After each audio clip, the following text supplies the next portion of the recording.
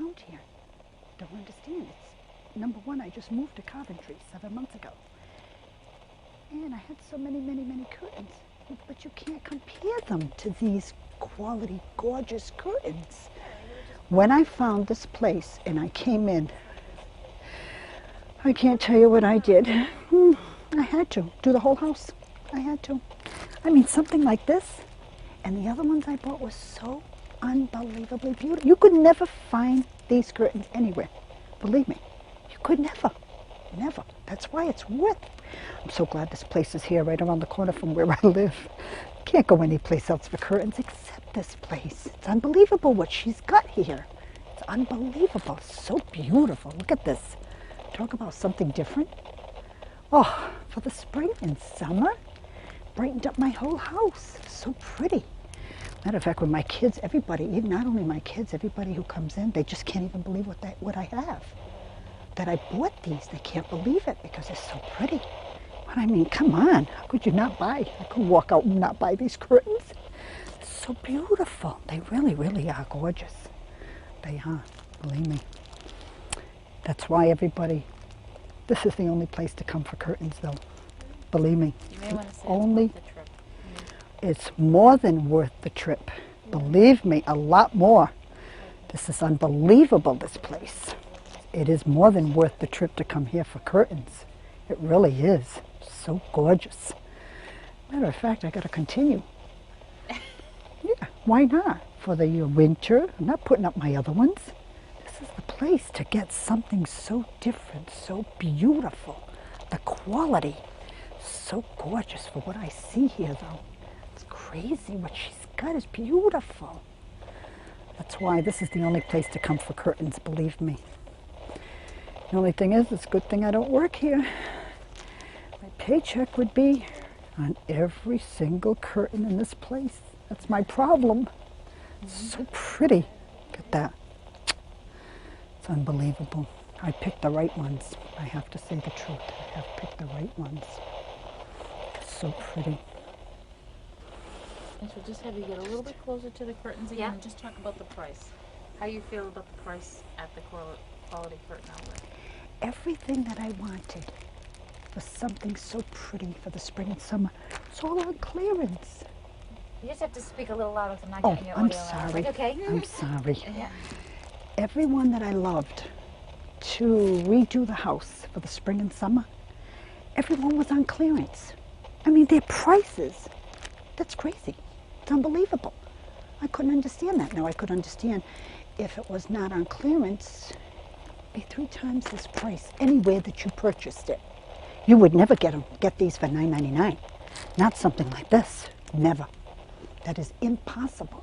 That's the problem here. With these prices, oh my God. As I say, if you go anyplace else, I hate to tell you what a big mistake, because this is the only place to come for these gorgeous, gorgeous curtains. For this price, you could never find them anywhere. That's the thing. Not like over here, for these prices, never. That's why I'm so glad this place opened. I am so thankful for this place to open up. She better stay here too forever. She better. It's so beautiful. It really is. All of my kids too, they want to come here now. My daughters, of course they're not kids, but they're in their 30s. When they saw my curtains, now they all want these curtains. They do. That's why I told them after work they got to come here on a weekend to get these before they disappear. Because they are going to go. They are for that price, $9.99? Come on. It's crazy. It's so beautiful. It really is so pretty. Looks so nice. Thank you. Susan, you're an icon designer, among other things, and have you learned something from the experience on Lisa as to the effectiveness of icons, how to use them, and how they fit in? Well, certainly, I think one of the best experiences is seeing a person who's never used a Lisa before or a Mac before, and even never used a computer before. It is possible, easily possible, to teach most people to use one of these computers in about 20 minutes. And a lot of that is because you can explain what an icon means, and a person can remember it easily. So we certainly used Lisa as a jumping off point and making just some refinements and additions for some new features. Okay, your area, the icons, are another one of the key ergonomic aspects, I suppose, of using a Mac. Maybe you can run through a demonstration here, Susan, and show us how we use the icons to get from place to place. Tell us where we are right at this moment with Mac. Well, what you see now is the image, the icon that you get when you just plug Mac in and turn it on. It prompts you with a picture of the diskette. So you've And a got question mark saying, where's my diskette? saying, I need something. Okay, so that all you do is, it only fits in one way, so there's no way you can break it or make a mistake. You just pop it in.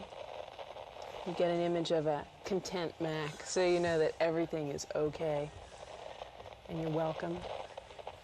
It's just so that the person using Mac gets information all the time visually, so nothing has to be translated. A little wristwatch to tell you, just wait 1 second. Things are happening. You've replaced the salt timer? Yeah, we're moving into the 80s. So what do we have now? So what we have now is an image on the screen of the diskette that we put in the slot, and it can be with the mouse, it can be moved. Okay. And it's already showing you the name of that disk. Right, and it's highlighted in the sense that it's inverted so that Mac knows that you want to do something to this diskette, and your choices of what you might want to do are listed in hidden menus that operate a little bit like window shades. When you move your cursor. So let's pull down the File menu. See, that would tell us now what? Right, that our choices, we could find out something about this diskette, or we can just open it, or we could eject it. But if we open it, just say open, and immediately you get what we call a window that displays graphically and in words what is contained on the diskette in the machine. So you can see there's a picture of a hand painting, which symbolizes a paint program, and a handwriting for the word processor, and a couple of memos that were already written, some folders. If, say, you want to store a document or two in a folder, it's analogous to life. You just put the piece of paper in the folder. Now you've got something called the control panel here. Show me what that is.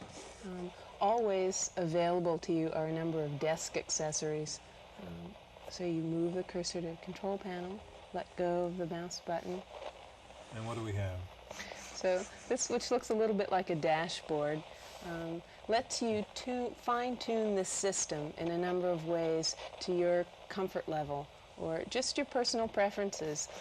The computer will work no matter what settings. So that, such as, what controls do you have? Say, here's a little volume control. You can see the speaker. So every now and then you hear a beep with Mac when you turn it on, or sometimes during applications. If you're at home by yourself and you're listening to the stereo, you might want to know that you'll always hear those beeps. If you're a student working in the library, you can move it so that just the bar will flash, so there's no noise at all.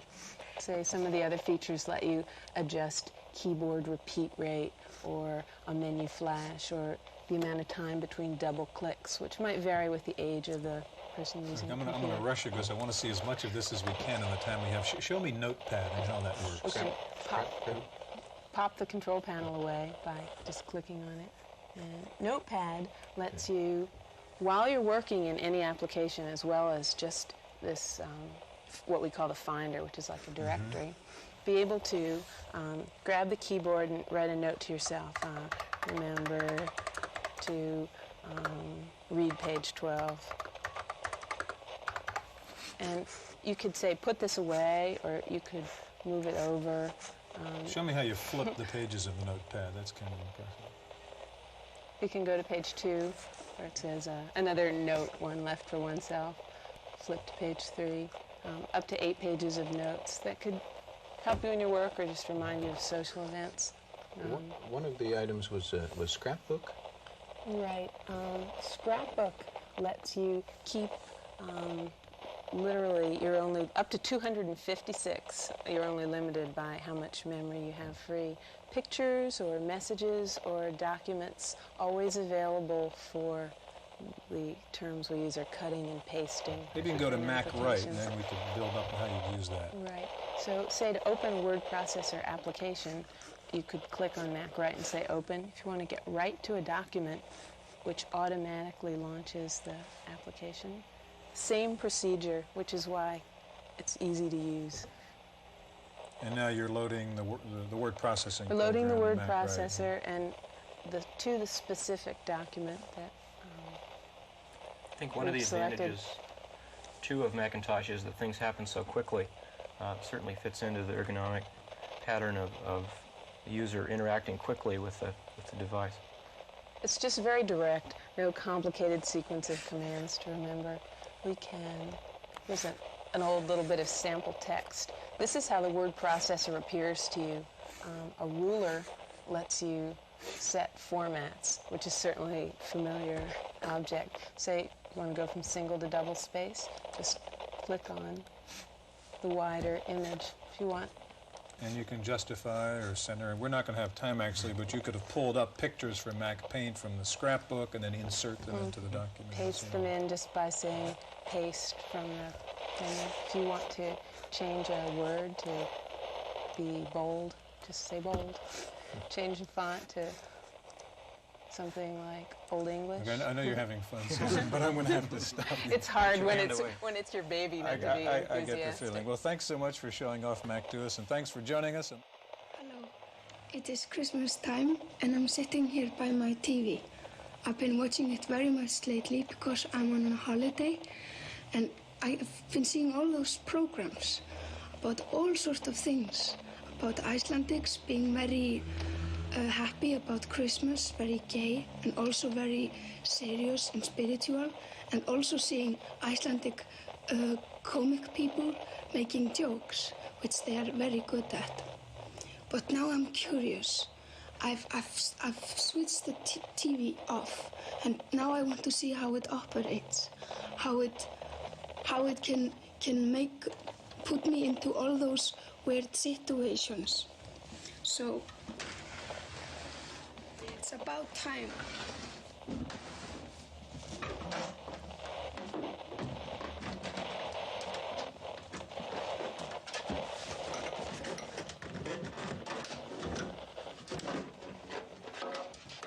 See.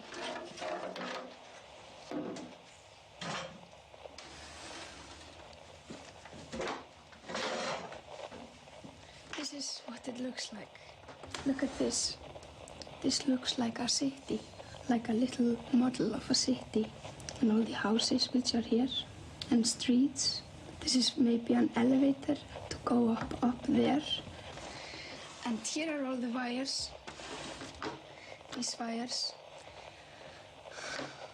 They really take care of all the electrons when they come through here. They take care of that. They are powerful enough to get all the way through here. I read that in a Danish book this morning. And this beautiful television has put me, like I said before, in all sorts of situations. I remember being very scared to it because an Icelandic poet told me that not like in cinemas where the thing that throws the picture from it just sends lights on the screen. But this is different. This is millions and millions of little screens who send a light on you, some sort of electrical light. I'm not really sure. But because there's so many of them, and in fact you're watching very, very many frames when you're watching TV, your head is very busy all the time to calculate and put it all together into one picture. And then, because you're so busy doing that, you don't watch very carefully what the program that you're watching is really about. So you become hypnotized. So all that's on TV, it just goes directly into your brain and you stop judging if it's right or not. So you just swallow and swallow. This is what an Icelandic poet told me once. And I became so scared to television that I always got headaches when I watched it. But then later on, when I got my Danish book on television, I stopped being afraid because I read the truth. And that's the scientific truth, which is much better. You shouldn't let poets lie to you.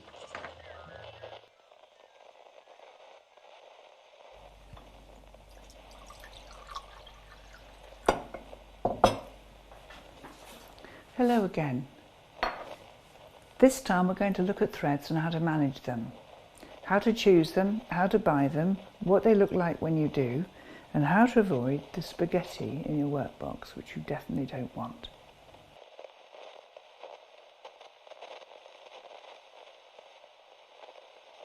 Generally, embroidery threads are supplied either in skeins like this one, or more recently in this very clever spiral pack where you just pull out the amount you need. Now I organise my threads on a card like this one, and I'll show you why and how I do that. I sometimes use these hand-turned cards. Actually, the piece of card out of a pair of tights works very well with some holes punched in it. And I'm going to show you how to load your threads onto this. So I'll clear away some of this muddle. So I've just got my card. And I've folded my thread in half. Now I cut my lengths 80 centimetres long, and you'll find out why later on. And I just loop them on like so. And then I would have the number, the colour number or the symbol loaded on the card like so. And I've taken one of the lengths. Now this is embroidery thread, this is stranded cotton. In America it's referred to as floss. And I'm going to show you how to avoid getting tangles. Don't try and split your threads like this. Avoid that because you will get a knot halfway down. The trick with stranded cottons is to take just one length from the end like so, and if you pull in a continuous way like that, you'll be able to take just one strand. Generally you're going to be working with 2 strands. I'll show you more about that in a moment.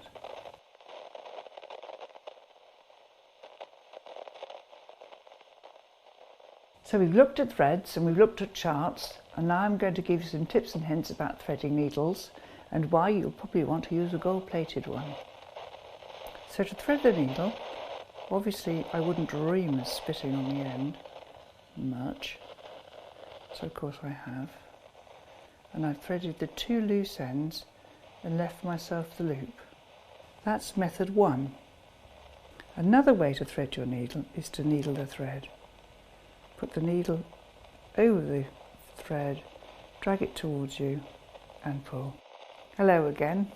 Here we are in Pink's Barn kitchen, and I'm surrounded by gorgeous stitching things. I've got to show you this because I'm quite pleased with it really. It's got a bit of a wow factor. Our fleur etui. Now that you've done 3 cross stitches, you can do this. All this is cross stitch, lots of it. Got to go to count to 2, which you've proved you can do already. So then you can stitch all these gorgeous things. Have a look at the website. Have a look at our studio. You can even see some of our visitors. The fox who called, Spike the hedgehog who pops in, and more. Looking forward to seeing you again. Happy stitching. So the first thing to realise is this is the screen you get when you first download your CD, and you can see that it's already got all these colours along the bottom. So just to prove how clever it all is, there's half a heart, copy, paste, go to flip, and now I can join that heart to that heart, and I've got heart. So you've got the facility to design freehand like this. I can choose a back stitch, and let's say I want to choose a different colour back stitch. I'm going to choose black lines for the moment, and I can draw around my design. This time we're going to have a look at another way of starting using ideas for cards and samplers. So for instance, a birthday card. This is just so that it's still there when you get it next, when you want to use it next time. So there you are, you've got a pair of interesting balloons, and notice that some of the colours have appeared in your palette. So let's go up here, clear unused colours. Now these are the colours that are in existence in our design. Of course, these can be changed at any time by going back to your palette. So I'm going to import a picture, and then I'm going to look for a picture I'd like to use. Let's see what we've got here. Oh, this is a nice one. This is the American Museum at Bath. Now, at this point, this is already a cross stitch. Instantly, it has been created as a cross stitch. And I'm going to show you what that looks like.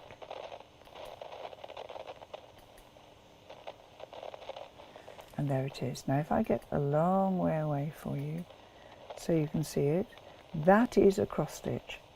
Already it is. But it's very detailed.